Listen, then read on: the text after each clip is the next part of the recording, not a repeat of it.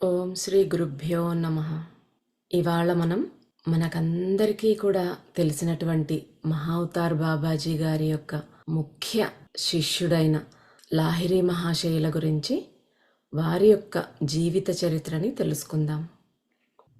ఈ పురాణ పురుష యోగిరాజ శ్రీ శ్యామాచరణ లాహిరి అనే పుస్తకాన్ని లాహిరి మహాశయులు గారు రాసినటువంటి వారి యొక్క పర్సనల్ డైరీస్ ఆధారంగా వారి యొక్క వారసులు ఈ పుస్తకాన్ని మనకు అందించడం జరిగింది. దీనిని తెలుగులో డాక్టర్ పోరంకి దక్షిణామూర్తి గారు అందించారు.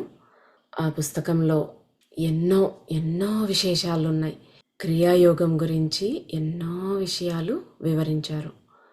క్రియాయోగం ఒక ప్రాచీనమైన యోగశాస్త్రం. విఘ్నులైన మన భారతీయ ఋషులు ప్రాచీన కాలంలోనే ఈ క్రియాయోగాన్ని కనుగొన్నారు.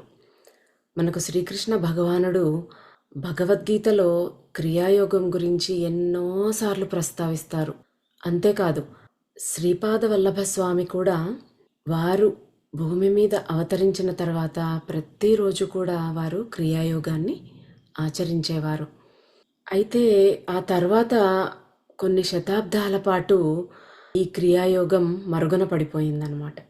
మహాయోగి శ్రీ మహావతార్ బాబాజీ, ఆయన శిష్యులు లాహిరి మహాశయులు, ఆయన శిష్యులు యుక్తేశ్వరగిరి, ఆయన శిష్యులు యోగానంద పరమహంస గారు, ఇలా ఎందరో గురు శిష్య పరంపర ద్వారా క్రియాయోగాన్ని పునరుద్ధరించారు. పరమహంస యోగానంద గారి ద్వారా విదేశాలలో కూడా 1920వ సంవత్సరం నుండి క్రియాయోగ సాధన మొదలైంది. ఈ అవతార పురుషులందరూ, బాబాజీ కానీ, లాహిరి మహాశయులు కానీ, సాయిబాబా కానీ, ఎంతోమంది, వీళ్ళంతా కూడా ఈ జగన్నాటకంలో అవసరమైనప్పుడు వారి వారి పాత్రల్ని వచ్చి పోషిస్తూ ఉంటారు. శ్రీపాద వల్లభ స్వామి చరిత్ర ఆధారంగా తెలిసినది ఏమిటంటే, షిరిడి సాయిబాబా గారు కూడా లాహిరి మహాశయుల దగ్గరని క్రియాయోగ దీక్ష తీసుకుని యోగంలో అంతటి స్థానానికి చేరుకున్నారు. సో ఇక మనం లాహిరి మహాశయుల చరిత్రని మొదలు పెట్టేసుకుందాం. ప్రస్తావన. మా పితామహులైన స్వర్గీయ శ్యామాచరణ లాహిరి మహాశయుల సంపూర్ణ జీవిత కథ నేను రాస్తే బాగుంటుందని మహామహోపాధ్యాయ స్వర్గీయ గోపీనాథ కవిరాజ మహాశయులకు, అనేక మంది ఇతర మహానుభావులకు మనస్సులో కోరికగా ఉండేది. జీవిత కథ రాయడాన్ని గురించి అందరూ పట్టుపట్టారు.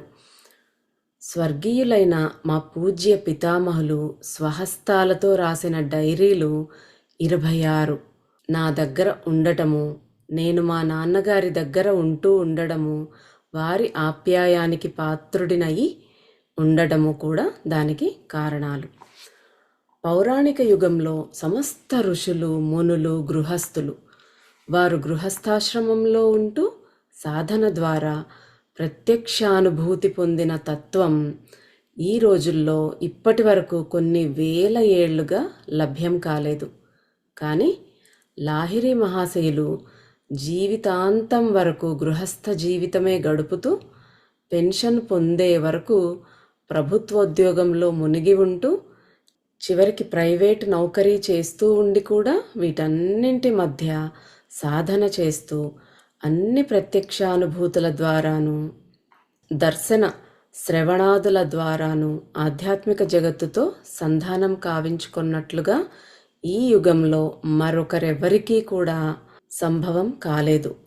యోగ మార్గంలో ప్రత్యక్షానుభూతి సంపన్నులైన సాధకులు ఈ యుగంలో మహాత్మా కబీర్ తర్వాత లాహిరి మహాశయులొక్కరే అన్న విషయంలో సందేహమూ లేదు, ఇబ్బంది లేదు.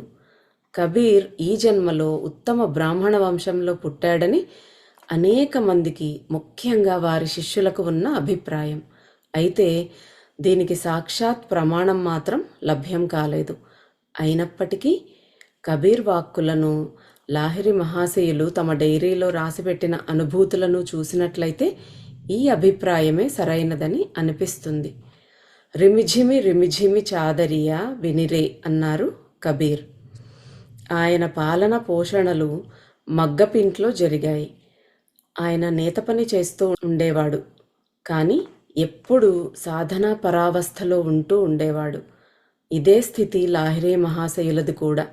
వారెప్పుడూ క్రియాపరావస్థలోనే ఉంటూ అన్ని పనులు చేస్తూ ఉండేవారు. ఇది చాలా ఆశ్చర్యం కలిగించే స్థితి. ఈ స్థితినే సూచిస్తూ శ్రీకృష్ణ భగవానుడు తస్మాత్ సర్వేషు కాలేషు యోగయుక్తో భవార్జున అని చెప్పాడు. యుక్త ఆసీత మత్పరః మొదలైనవి కూడా చెప్పాడు.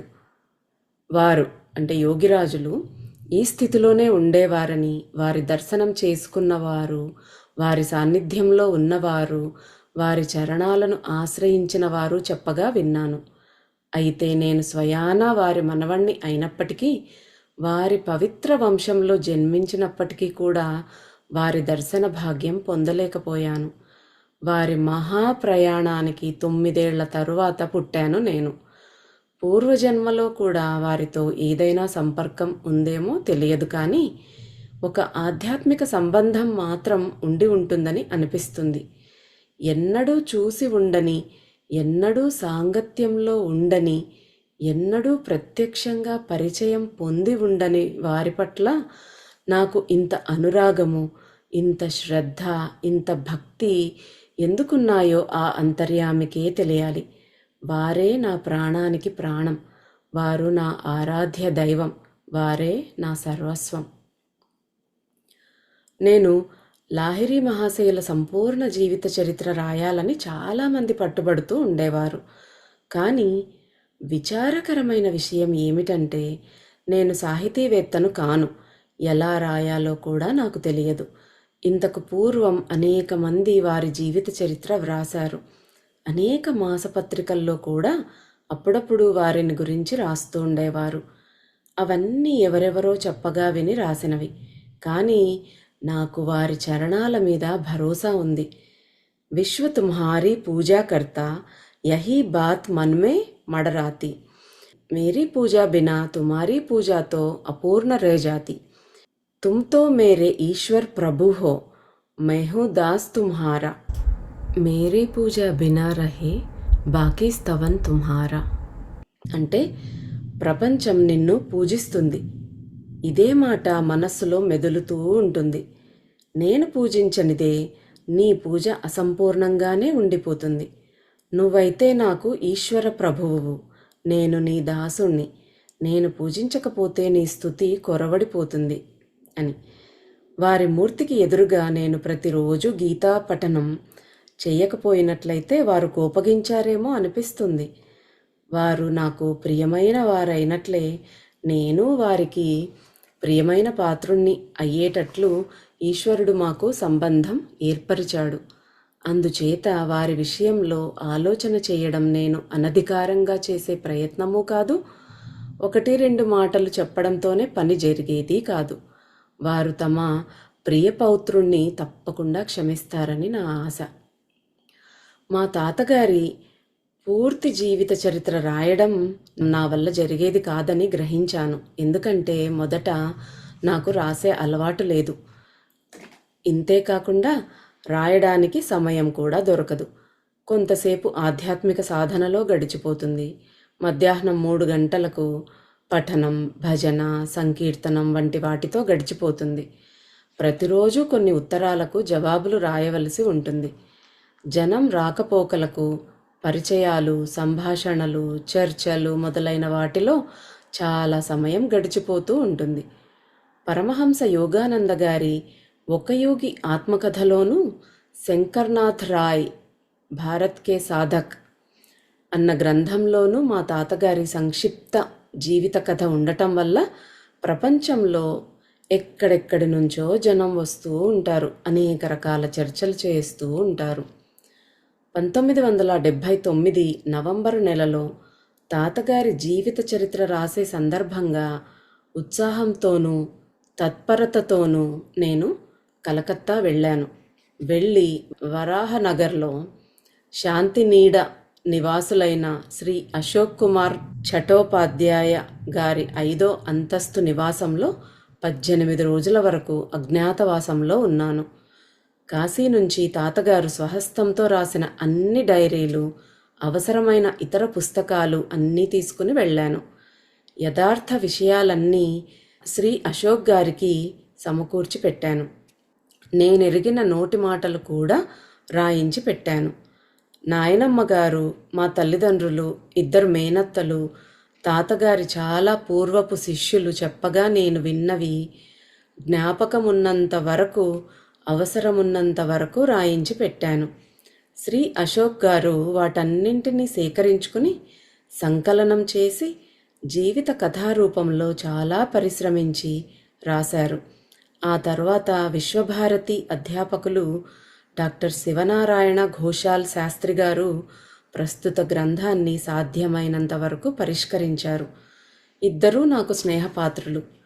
పైగా అత్యంత నిష్ఠతో తాము చేపట్టిన ఈ పనిని నెరవేర్చారనడంలో నాకు సందేహం లేదు.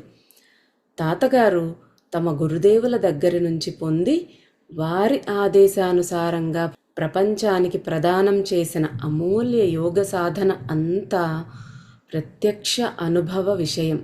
ఇక్కడ పాండిత్యానికి తావు లేదు. మూగవాడైనా చెవిటివాడైనా కూడా ఆధ్యాత్మిక జగత్తులోకి ప్రవేశించగలడు. అంతేకాకుండా ప్రత్యక్ష అనుభూతి ద్వారా ఈశ్వర తత్వం తాలూకు అంతరంగ బహిరంగ పక్షాల్ని అన్నింటినీ చూడగలడు, వినగలడు, తెలుసుకోగలడు. ఇందులో సందేహం లేదు.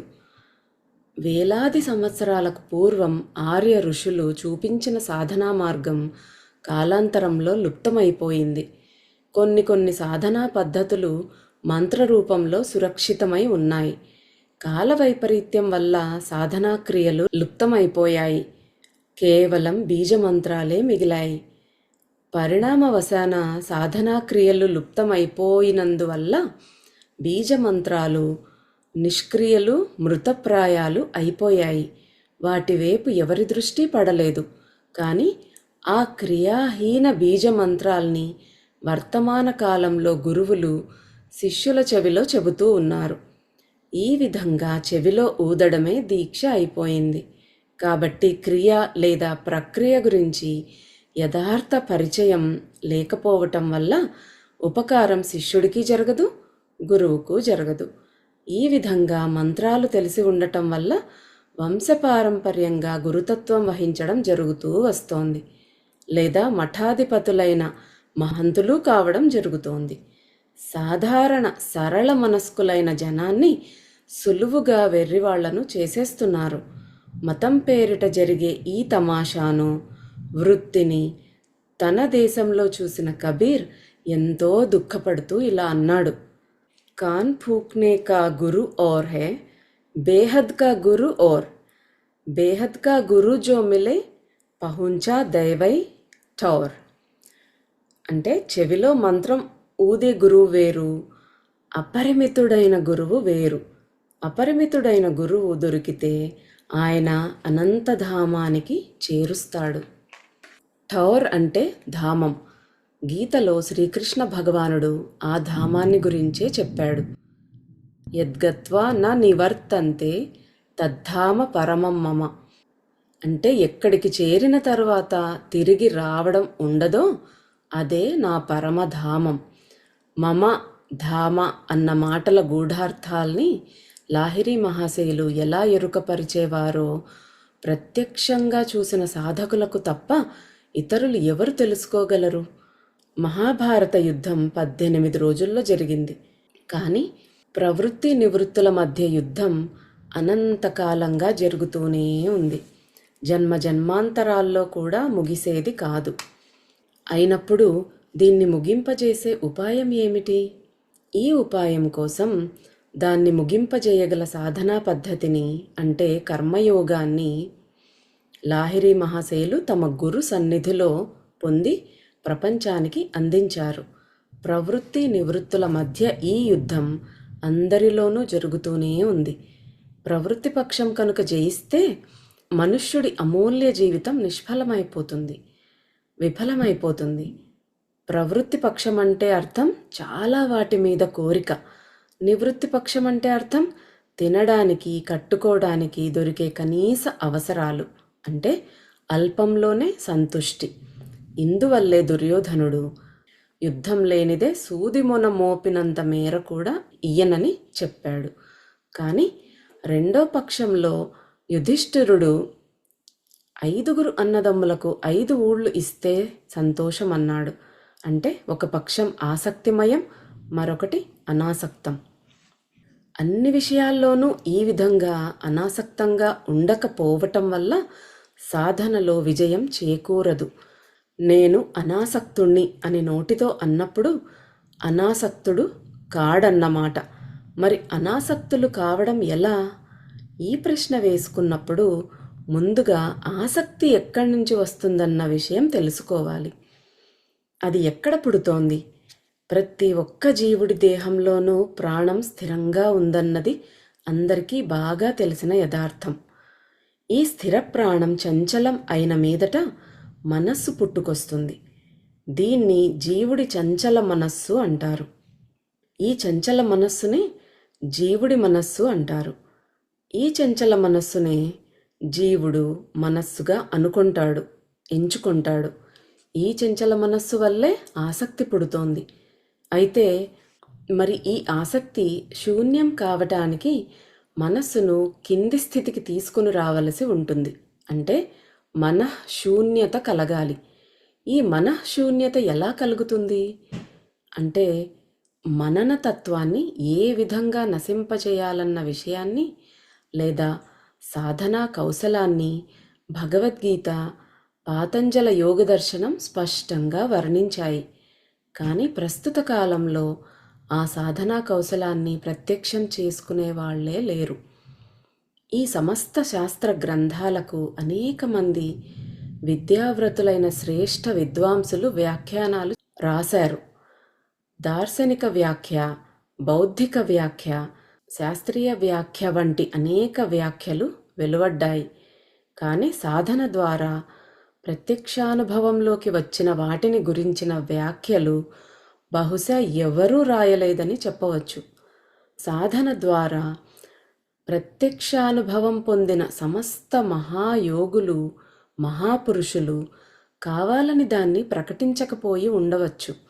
ఎందుకంటే సాపేక్షము, అనుభవగమ్యము అయిన సాధనను మౌఖికంగా కానీ లిఖితం చేసి కానీ తెలియచేయదలిస్తే మట్టుకు ఎవరు అర్థం చేసుకుంటారు? పంచదార తాను తినకుండా ఎవరో ఇతరులు చెప్పిన మాట విన్నంత మాత్రాన దాని రుచి ఎలా తెలుస్తుంది? కాలాంతరంలో ఈ విజ్ఞాన శాస్త్ర సమ్మతమైన సాధనా కౌశలం లుప్తం కావడం మొదలైంది. లాహిరి మహాశయులు తమ గురుదేవులను బాబాజీ అంటూ ఉండేవారు. సొంతంగా రాసిన డైరీల్లో కూడా కేవలం బాబాజీ అనే రాశారు. ఇంతకు మించి మనకి ఏమీ ఎక్కువగా పరిచయం కాలేదు. బాబాజీ తమ నేర్పుతో లేదా అలౌకిక రీతిలో వారిని రాణీఖేత్కు తీసుకువెళ్తారు. అక్కడ దీక్ష ఇస్తారు. పూర్వజన్మ నుంచే వారిద్దరికీ గురుశిష్య సంబంధం ఉంటుండేదని చక్కగా స్పష్టంగా తెలియవస్తుంది. దీక్ష పొందిన తరువాత లాహిరి మహాశయులు కాశీలో ఉన్నప్పుడు వారికి గురుదేవులతో ఆధ్యాత్మిక సంభాషణ జరుగుతూ ఉండేది. ఈ విషయం వారి డైరీలో బాగా వెల్లడవుతుంది. లాహిరి మహాశయులు తమ గురుదేవులైన బాబాజీ దగ్గర లుప్తప్రాయమైన విజ్ఞాన శాస్త్ర సమ్మతమైన ఆ పద్ధతిని, కౌశలాన్ని తిరిగి పొంది ప్రపంచానికి ప్రదానం చేశారు. సాధారణంగా చాలామంది హఠయోగాన్ని అభ్యాసం చేస్తుంటారు. అనేక ఆసనాలను, ముద్రలను తదితరమైన వాటిని అభ్యాసం చేస్తూ యోగాభ్యాసం చేస్తున్నామని అనుకుంటూ ఉంటారు. అయితే వారి అభ్యాసం వల్ల శారీరకమైన ఉపకారం తప్పకుండా జరుగుతుంది. కానీ ఆ ఉపాయం వల్ల శరీరంలో ఉన్న ఆత్మతో సంధానం జరగదు. మనస్సు కూడా స్థిరం కాదు. మనస్సుకు స్థిరత్వం లేనిదే సాధనా రంగంలోకి ప్రవేశించలేడు. అందువల్ల రాజయోగం అవసరం ఏర్పడింది. కేవలం మనస్సుకు స్థిరత్వం కలిగినంత మాత్రాన సాఫల్యం కలగదు. మనస్సుకున్న చంచలత చాలా వరకు తగ్గినా కూడా ఉపయోగం లేదు. ఆత్మ సాక్షాత్కారం కలగనంత వరకు బ్రాహ్మీ స్థితి ప్రాప్తించదు. భ్రూమధ్య స్థానంలో కూటస్థ చైతన్య దర్శనం కలగనంత వరకు మనుష్య జీవితం సఫలం కాదు. భ్రువోర్మధ్యే ప్రాణమావేశ్య సమ్యక్ నతం పరం పురుషము పైతి దివ్యం. దీనికోసం రాజయోగం అవసరం. హఠయోగము లయయోగము ఒకచోట కలవడం లాభకరం. రాజయోగం ద్వారా మనస్సు స్థిరపడుతుంది. లయయోగం ద్వారా ఆత్మసాక్షాత్కారం కలుగుతుంది. ఈ సాధనలను అభ్యాసం చేయడం వల్ల శరీరానికి కలిగిన బడలికను పోగొట్టడానికి హఠయోగం అవసరం. ఒకే ఆసనంలో ఎక్కువసేపు సాధన చేయడం వల్ల కలిగే జడత్వం హఠయోగం ద్వారా దూరమవుతుంది. మనం ఈశ్వరుణ్ణి వైకుంఠంలో వెతుకుతాం, క్షీరసాగరంలో వెతుకుతాం, తీర్థాల్లోనూ మందిరాల్లోనూ మసీదుల్లోనూ వెతుకుతాం. కానీ మన శరీరంలోనే భ్రూమధ్య స్థానంలో ఎప్పుడూ విరాజిల్లుతున్న వాణ్ణి ఎరగం. ఆయనని వెతకాలన్న పట్టుదల కూడా మనకు కలగదు. ఈ దేహపురంలో భ్రూమధ్య స్థానంలో ఆ ప్రత్యక్ష దేవాత్మ విరాజిల్లుతున్నాడు. ఆయన్ని దర్శనం చేసుకునే విషయం ఋషులందరూ ఏకవాక్యంతో వ్యక్తం చేశారు. దాని సాధనా పద్ధతిని, కౌశలాన్ని పొందే మార్గం చూపించారు. కానీ కాలాంతరంలో లుప్తమైపోయింది. దానికి ప్రధాన కారణం సాధనా సాపేక్షత. ఈ సాధనను ఫలింపచేయడానికి కొంత సమయము, ధైర్యము అవసరం. ఇందుకు ఎవరూ పూనుకోరు. దానికి కూడా ఒక ముఖ్య కారణం ఉంది. ఈనాటి పరిస్థితి ఎలా ఉందంటే, చాలామంది గురువులు నెత్తిమీద చెయ్యి పెట్టగానే సమాధి కలుగుతుందని, మనస్సు స్థిరమైపోతుందని, ఇంకా ఇలా ఏమేమిటో చెబుతూ ఉంటారు. ఈ కారణం వల్ల కాలం నష్టం కాకుండా ఉండాలని అనుకుంటాడు సాధకుడు. ప్రపంచంలోని సత్తా సంపత్తినంతటినీ త్యాగం చేస్తేనే కానీ ప్రాప్తించనిది ఇంత సులువుగా ప్రాప్తమయ్యేది కాదని కాస్త లోతుగా ఆలోచించి చూస్తే తెలుస్తుంది. ఈ దేహ మందిరంలో, చిత్ స్వరూపంలో జీవాత్మ అన్న పేరుతో భ్రూమధ్య స్థానంలో ఒక దేవత విరాజిల్లుతున్నాడు. అలాంటి సత్యవస్తువును గురించిన సాధన చెయ్యకుండా ప్రజలు వ్యర్థంగా భ్రమపడుతూ తిరుగుతూ ఉన్నారు. బ్రహ్మ, విష్ణు, శివులను గురించి మనం వింటూ వచ్చాం. కానీ ఈ ముగ్గురు దేవుళ్లను కూడా పరదా మాటున ఉంచి ఆడిస్తున్నవాడు ఏనాడు బయటకు రాలేదు, రాబోడు కూడా. అయినప్పటికీ ఆయనని అన్వేషించడం మాత్రం, లేదా సత్యవస్తు సంధానం చేయడం మాత్రం జీవిత పరమానందం. ఆర్యమతావలంబులమైన భారతవాసులం బ్రహ్మ, విష్ణు, మహేశ్వరులను మన్నిస్తున్నాం. కానీ ప్రపంచంలో ఇతరులు ఈ దేవతల పేర్లైనా విని ఎరుగరు. అయినప్పటికీ సృష్టి స్థితి లయాలను, సత్వ రజస్తమో గుణాలను ఎవరూ ఉపేక్షించలేరు. ఎందుకంటే ఈ మూడు స్థితులు, గుణాలు లేని చోటు లేదు. అంటే అన్ని వస్తువుల్లోనూ ఇవి వ్యాపించి ఉన్నాయి. వీటి కార్యాలను, శక్తులను అనుసరించి దార్శనికత్వం ద్వారా వీటికి రూపకల్పన జరిగింది. ఏ విధంగానైనా మనస్సుకు స్థిరత్వం ఏర్పడినట్లయితే ఈ మూడు రూపాల దర్శనము కలుగుతుంది. ఈ మానస స్థిరావస్థ అన్నది ఒకటి అవశ్యమైనది. కొంత అభాస కూడా ఉంటుంది. కానీ ఇది మాయాపరమైనది, భ్రమాత్మకమును. ఎందుకంటే ఈ రూపాలు సత్యము, నిత్యము అయినట్లయితే ఏ దేశవాసి అయినా, ఏ మతావలంబి అయినా వీరి దర్శనం పొందగలగాలి. కానీ అలా జరగటం లేదు. కానీ ఎవరికి ఏ విషయాల్ని గురించిన బోధ జాగృతమై ఉందో, లేదా ఎవరికి ఏ ధారణ ఉందో దాని దర్శనమే పొందుతున్నారు. అయితే భ్రూమధ్య స్థానంలో మనస్సు స్థిరమైన మీదట దర్శనమయ్యే జీవాత్మ లేదా కూటస్థ బ్రహ్మ అందరికీ సులభుడు.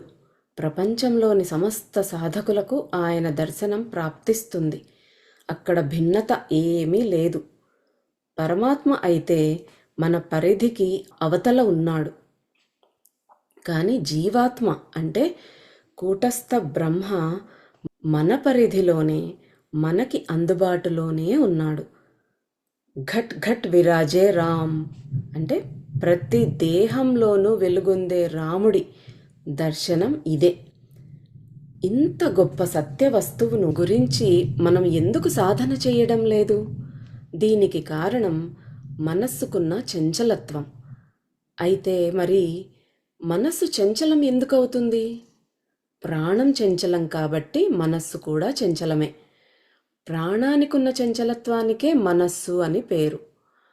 ఏ విధంగానైనా ప్రాణాన్ని స్థిరం చేయగలిగినట్లయితే మనస్సు కూడా స్థిరమవుతుంది.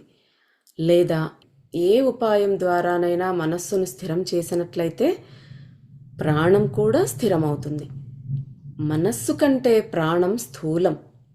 మనం స్వేచ్ఛాపూర్వకంగా ప్రాణాన్ని కొన్ని క్షణాల పాటు ఆపి ఉంచగలం, కానీ మనస్సును నిలిపి ఉంచడం చాలా కఠినం.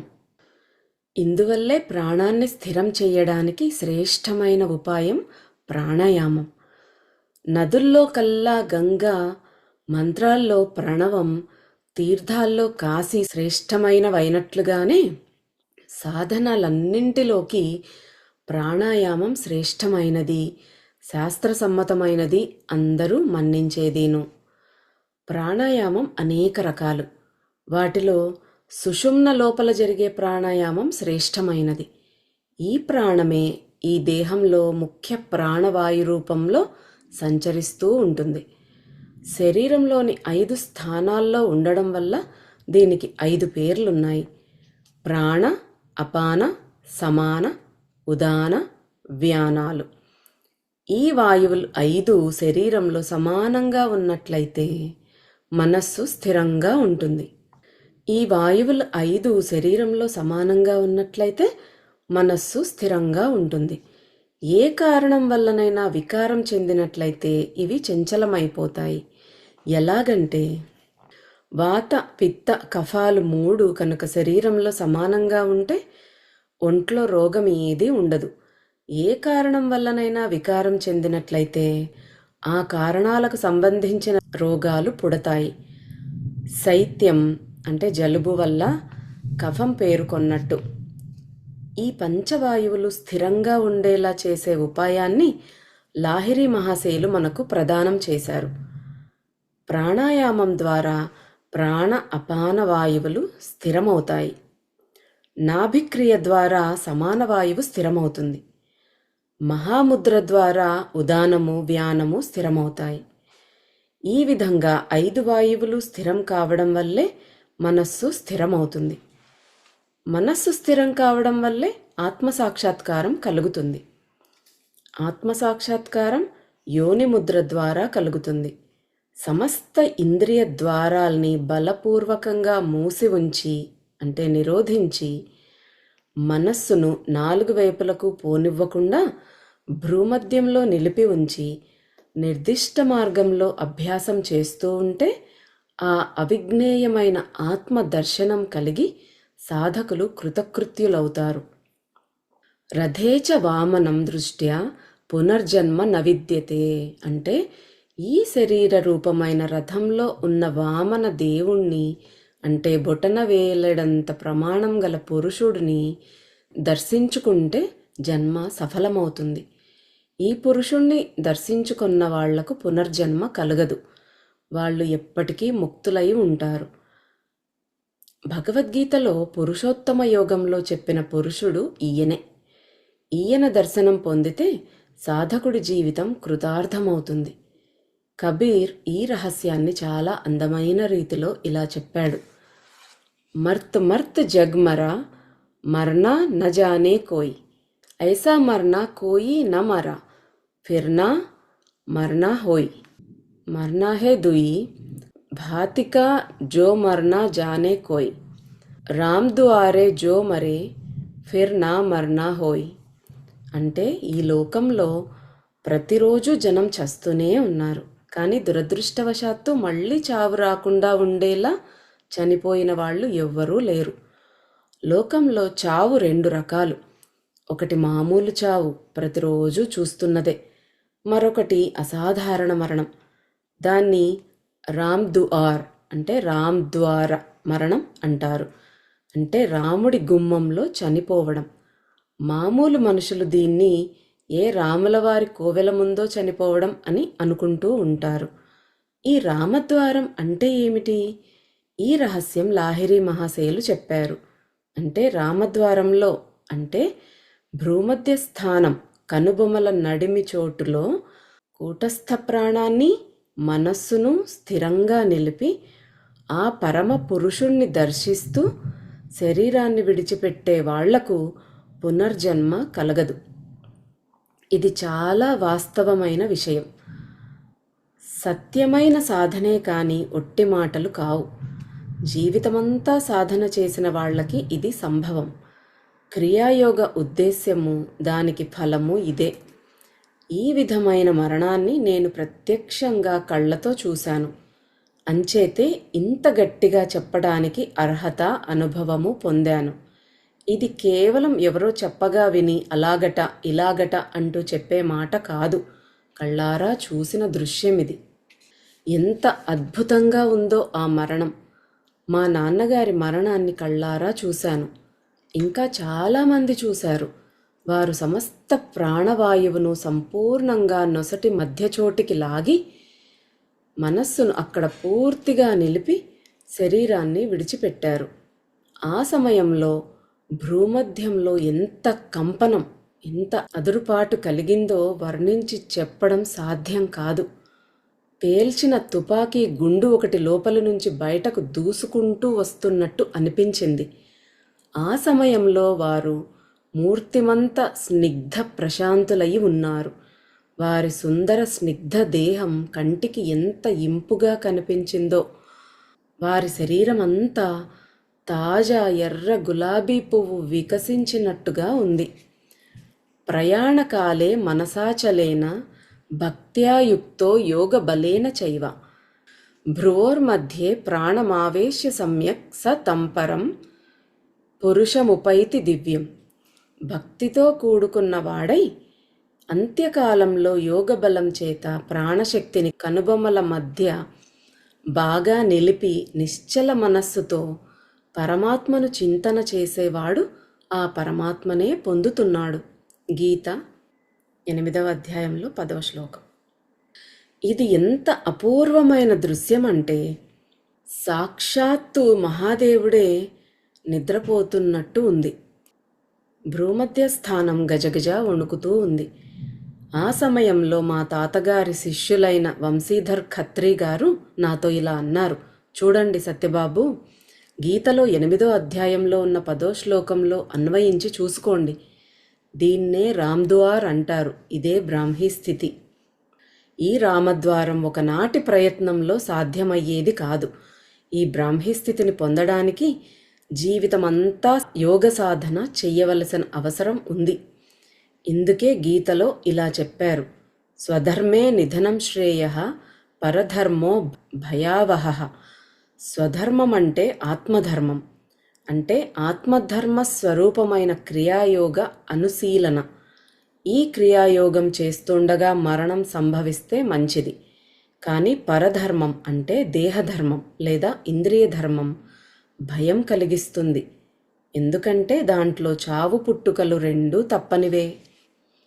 ఆధ్యాత్మ రాజ్యక్షేత్రంలోకి ప్రవేశించడానికి లాహిరి మహాశయులు చూపించిన మాదిరిగా ఈ రోజుల్లో చూపించడం మరెవరి వల్ల సంభవం కాదు.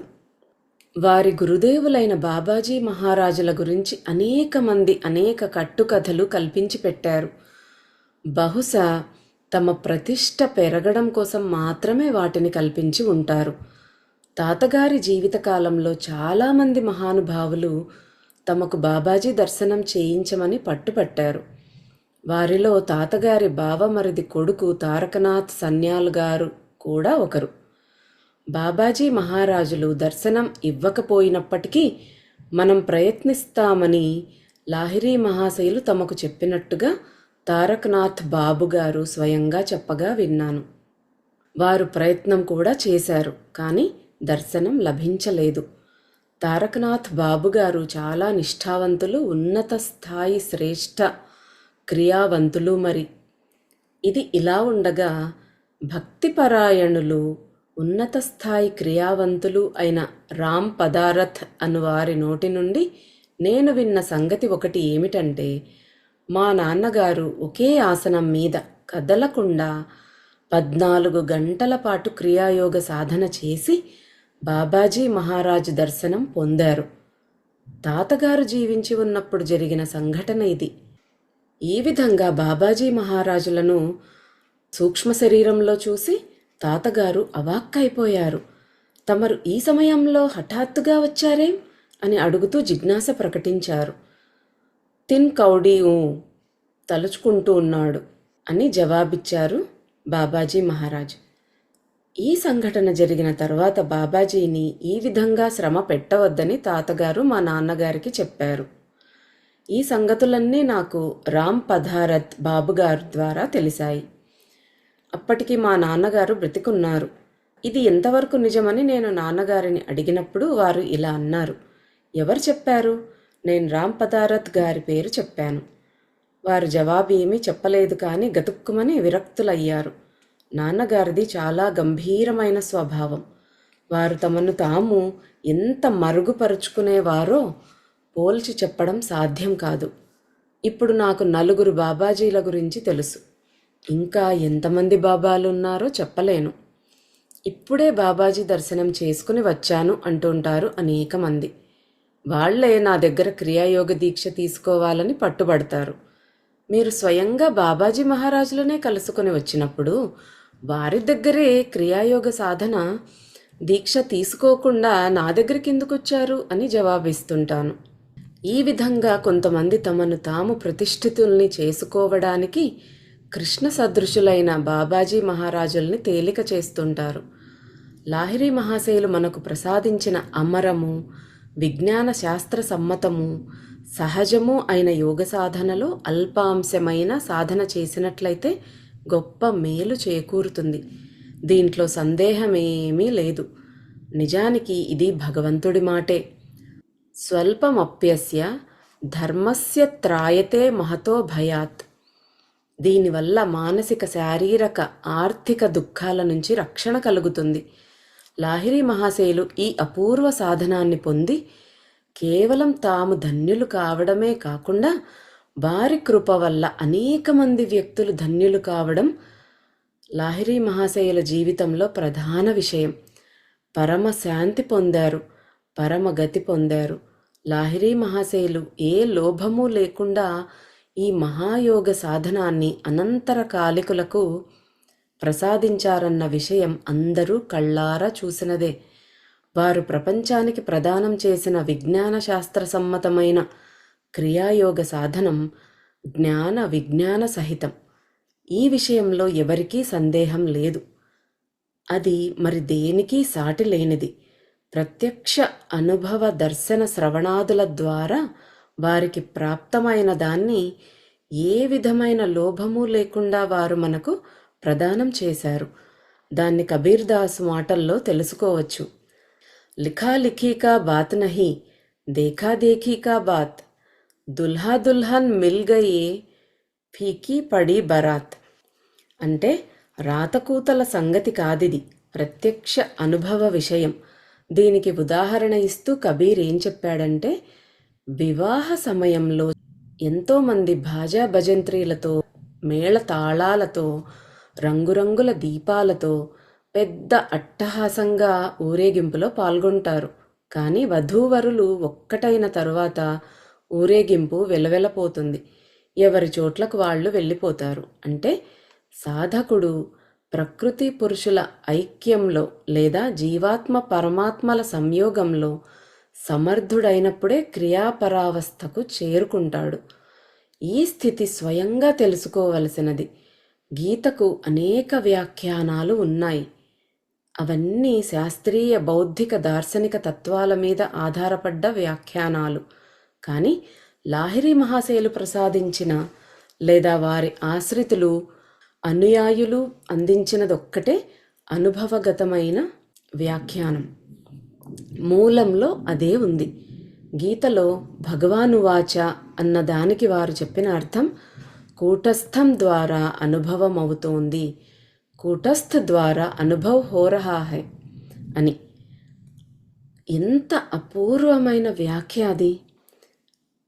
వింటేనే మనస్సులో నిజంగా తృప్తి, చల్లదనం కలుగుతాయి. మహాభారతంలోని 18 రోజుల యుద్ధంలో శ్రీకృష్ణుడు అర్జునుణ్ణి రథం మీద కూర్చోబెట్టి సాక్షాత్తు సూక్ష్మరూపంలో ఉపదేశమిచ్చాడు. కానీ ఈ దేహరథంలో ప్రవృత్తి నివృత్తులకు మధ్య జరిగే యుద్ధం 18 జన్మల్లో కూడా పూర్తయ్యేది కాదు. శ్రీకృష్ణుడు ఆ దేహం విడిచి వెళ్ళిపోయాడు. కానీ అప్పుడు దానిలో ఉన్న కృష్ణుడు ఇప్పటికీ ప్రతి ఒక్క దేహరథంలోనూ ఉన్నాడు, చిరకాలం ఉంటాడు. ఆయన అవినాశుడు కనుక. ఆయన ఉంటూ ఉండడం వల్లనే మనం అన్నీ అనుభవిస్తున్నాం. ఈ దేహరథంలో ఉండి ఆయనే ఉపదేశిస్తున్నాడు. భగవంతుడు మళ్ళీ ఇలా చెప్పాడు, ఓ అర్జున, నేను ఉండను, నువ్వు ఉండవు అని. మరైతే ఉండేది ఏదట? ఈశ్వర సర్వభూతానాం హృద్దేశేర్జున తిష్టతి.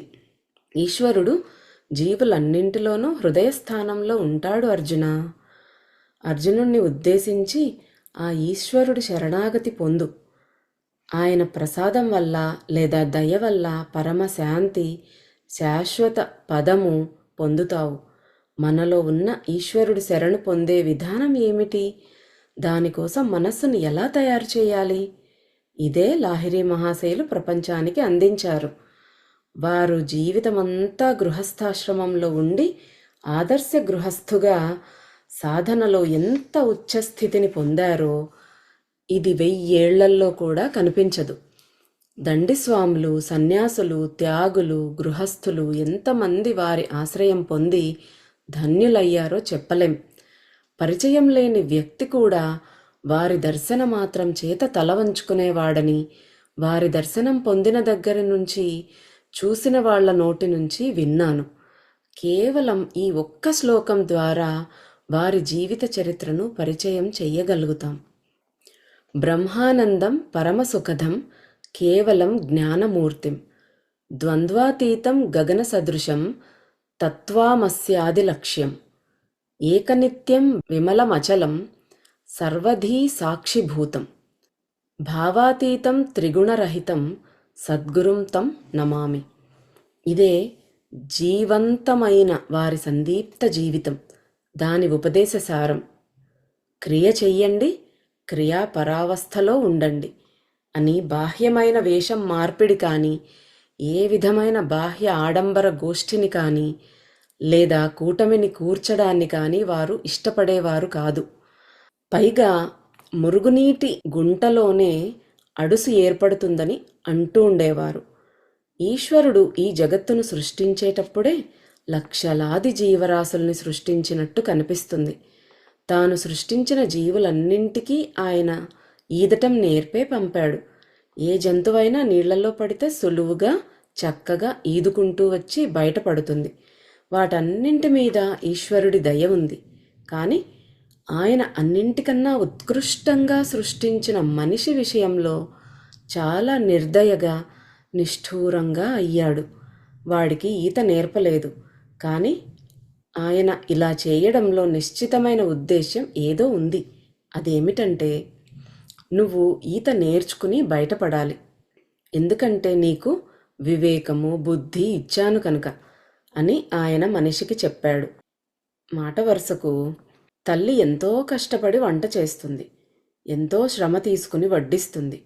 ఒకవేళ పిల్లలు సొంతంగా అన్నం కలుపుకొని తినలేని వాళ్ళైతే తనే కలిపి ముద్ద నోట్లో పెడుతుంది. కానీ పిల్లలైతే స్వయంగా ఆ అన్నం గొంతు దిగేలా చూసుకోవాలి. ఒకడు అన్నం తింటే మరొకడి కడుపు నిండనట్టుగానే ప్రాణకర్మ అయిన ఈశ్వర సాధన ఎవడి మట్టుకు వాడు చేసుకోవాలి. ఇతరుల వల్ల జరిగేది కాదు. కేవలం భాషా జ్ఞానం కానీ, రాసే అభ్యాసం కానీ ఉన్నంత మాత్రాన ఈ రకమైన గ్రంథం రాయలేం. దీనికి సాధనాలబ్ధమైన అనుభవము, అనుభూతి అవసరం. శ్రీమాన్ అశోక్ కుమార్ చటోపాధ్యాయులు రచయిత కానప్పటికీ కూడా ఆయన్ని ఈ గ్రంథం రాయమన్నాను. దీనికి కారణం ఉన్నత క్రియావంతులు కావడం వల్ల ఆయన అన్ని విషయాలని హృదయంగమం చేసుకోగలరు. నా క్రియాయోగ శిష్యుల్లో మరొకరైన డాక్టర్ శివనారాయణ ఘోషాల్ శాస్త్రి గారు ఈ గ్రంథాన్ని పరిష్కరించారు. చివర నేను సంపూర్ణ గ్రంథాన్ని స్వయంగా చూసి ప్రసన్నతానుభవం పొందాను. వర్ధిష్ణు క్రియావంతుడైన శ్రీ సుబోధచంద్ర ముఖోపాధ్యాయ, శ్రీ ప్రవీర్ కుమార్ దత్తా తమకు తాముగా కోరి ఈ గ్రంథాన్ని ప్రచురించే భారమంతా వహించారు. అంతేకాకుండా శ్రీ అశోక్ కుమార్కు అన్ని విధాల సహకారం అందించారు. నాకు స్నేహపాత్రులైన క్రియావంతులైన వీరందరికీ హృదయపూర్వకంగా ఆశీర్వాదాలు తెలుపుతున్నాను. ఈ 77 ఏళ్ల వయస్సులో ఈ మహత్కార్యం నా వల్ల నెరవేరేది కాదు. ఆయన కృప వల్లే ఇది జరిగింది. శ్రీ సత్యచరణ లాహిరి 1905 నుంచి 1987.